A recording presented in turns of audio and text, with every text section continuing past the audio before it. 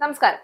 മധ്യപൂർവേഷ്യയുടെ മരുഭൂമിക്കാറ്റിൽ വീണ്ടും പൊടിപടലങ്ങൾ ഉയരുകയാണ്. വെടിവെച്ചുകൾ അവസാനിച്ചുവെന്ന് ലോകം കരുതിയ നിമിഷത്തിൽ ആകാശത്തെ കീറിമുറിച്ച് വീണ്ടും മിസൈലുകൾ പറക്കുന്നു.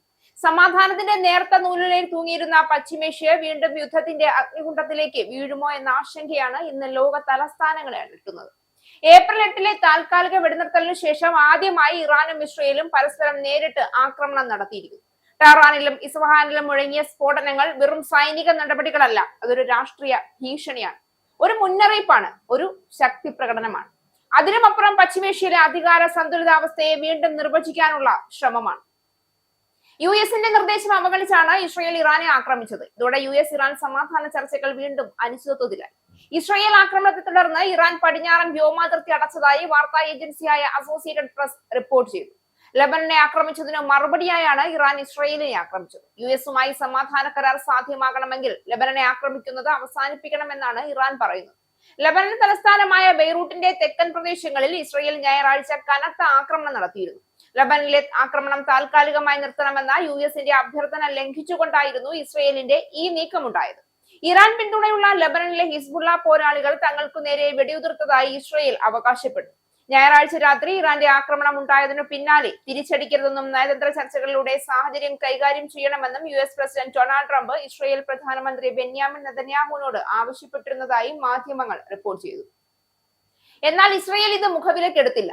ബെയ്റൂട്ടിൽ ഇസ്രയേൽ നടത്തിയ ആക്രമണത്തിന് യുഎസിന്റെ ഭാഗത്തു നിന്ന് യാതൊരുവിധ അനുമതിയും ഉണ്ടായിരുന്നില്ല എന്നും യുഎസ് ഉദ്യോഗസ്ഥർ പറയുന്നു. ഇറാനുമായി കരാറുണ്ടാക്കാനുള്ള ശ്രമങ്ങളിലാണ് ട്രംപ് എന്നും അവർ വ്യക്തമാക്കി. ഡൊണാൾഡ് ട്രംപ് യുദ്ധം അവസാനിപ്പിക്കാനും ചർച്ചകളിലൂടെ ഒരു രാഷ്ട്രീയ പരിഹാരത്തിലേക്ക് എത്താനുമുള്ള ശ്രമങ്ങൾ തുടരുന്നതിനിടെയാണ് ഈ പുതിയ ഏറ്റുമുട്ടൽ. പക്ഷേ യുദ്ധഭൂമിയിലെ യാഥാർത്ഥ്യം പലപ്പോഴും നയതന്ത്രത്തിന്റെ ഭാഷ കേൾക്കാറില്ല. വാഷിംഗ്ടണിൽ സമാധാനത്തിന്റെ കരാറുകൾ എഴുതുമ്പോൾ ടെഹ്റാനിലും ടെൽ-അവീവിലും യുദ്ധത്തിന്റെ പുതിയ അധ്യായങ്ങളാണ് എഴുതപ്പെടുന്നത്.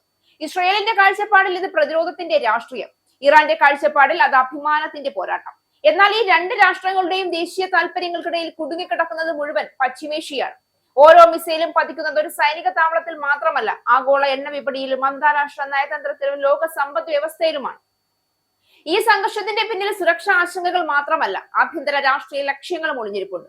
യുദ്ധ സാഹചര്യങ്ങൾ പലപ്പോഴും ഭരണകൂടങ്ങൾക്ക് ദേശീയ വികാരം ഉണർത്താനും ആഭ്യന്തര വിമർശനങ്ങളിൽ നിന്ന് ശ്രദ്ധ തിരിക്കാനും അവസരം നൽകും. അതുകൊണ്ട് തന്നെ ഈ ആക്രമണങ്ങളെ വെറും സൈനിക നീക്കങ്ങളായി മാത്രം കാണാനാകില്ല. ഈ യുദ്ധം ഏത് ദിശയിലേക്ക് പോകും എന്നതാണ് അടുത്ത പ്രധാനപ്പെട്ട ചോദ്യം. രണ്ട് സാധ്യതകളാണ് മുന്നിലുള്ളത്. ഒന്നാമത് നിയന്ത്രിത തിരിച്ചടികളിലൂടെ ഒരു നീണ്ട പരമ്പര. രണ്ടാമത് ലബനൻ, സിറിയ, ഇറാഖ്, യമൻ എന്നിവിടങ്ങളിലെ പ്രോക്സി ശക്തികൾ കൂടി ഉൾപ്പെട്ട ഒരു വിശാല പ്രാദേശിക യുദ്ധം. രണ്ടാമത്തെ സാഹചര്യം യാഥാർത്ഥ്യമായാൽ അതിന്റെ പ്രത്യാഘാതം പശ്ചിമേഷ്യയുടെ അതിർത്തികൾക്കപ്പുറം ലോകത്തിന്റെ എല്ലാ കോണുകളിലേക്കും എത്തും.